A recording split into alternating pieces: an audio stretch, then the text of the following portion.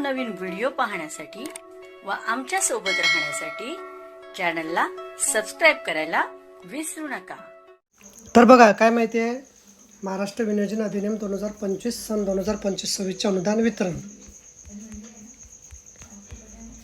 वित्त विभागाकडून अर्थसंकल्पीय वितरण प्रणालीवर प्राप्त झालेल्या अनुदानाचा निधी नियंत्रक अधिकारी आयुक्त शिक्षण महाराष्ट्र पुणे यांना वितरित करण्याची बाब शासनाच्या विचाराधीन होती। सन 2025-26 आर्थिक वर्षातील शालेय शिक्षण व क्रीडा विभागासाठी अर्थसंकल्पित झालेला वित्त विभागाकडून बीम्स प्रणालीवर प्राप्त झालेला निधी पुढील प्रमाणे नियंत्रक अधिकाऱ्याच्या अधीनस्थ ठेवण्यासाठी मान्यता देण्यात येत आहे। सन 2025 आर्थिक वर्षात वित्त विभागाने बीम्स प्रणालीवर उपलब्ध करून दिलेला उपरोक्त निधी अनुदान खालील अटी व शर्तीच्या अधीन राहून वितरित करण्यात येत आहे। ज्या उद्देशासाठी निधी अनुदान मंजूर आहे त्या व्यतिरिक्त इतर उद्देशासाठी खर्च करता येणार नाही, तसे इतर लेखाशीर्षाकडे वरती करता येणार नाही। निधी वितरण करताना महाराष्ट्र अर्थसंकल्प नियम पुस्तिका वित्तीय अधिकार नियम पुस्तिकेमध्ये उल्लेख केलेल्या नियमाचं पालन करावं।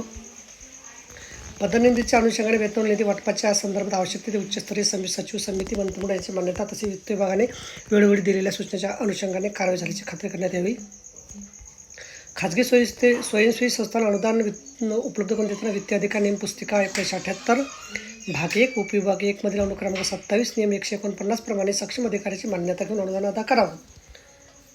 जिल्हा परिषदेसाठीचे वेतनेतर अनुदान त्याचे अनुदान निर्धारण झाल्याशिवाय वितरित करू नये। स्थानिक स्वराज्य संस्था तसे महामंडळ यांना अनुदान वितरित करण्यापूर्वी सदर संस्थांकडून राज्य शासनाची जी असणाऱ्या रकमेचा आढावा घेण्यात यावा व त्या रक्कम वसूल करूनच उर्वरित अनुदान वितरित करण्यात यावं। तसेच शासनाद्वारे सदर संस्थांना वितरित केलेल्या अनुदानाचा विनियोग व अखर्चित रक्कम कुठे ठेवली आहे याबाबतची तपशीलवार माहिती एकत्रित करण्यात यावी। सदर अखर्चित निधी बँकेमध्ये ठेवला असल्यास त्याचं बँक अकाउंट स्टेटमेंट शासनात सादर करावं। तर बघा, अशा प्रकारे अत्यंत महत्त्वाची माहिती आपल्याला समजली। व्हिडिओ सुद्धा आवडल्यास लाईक करा, शेअर करायला विसरू नका। धन्यवाद।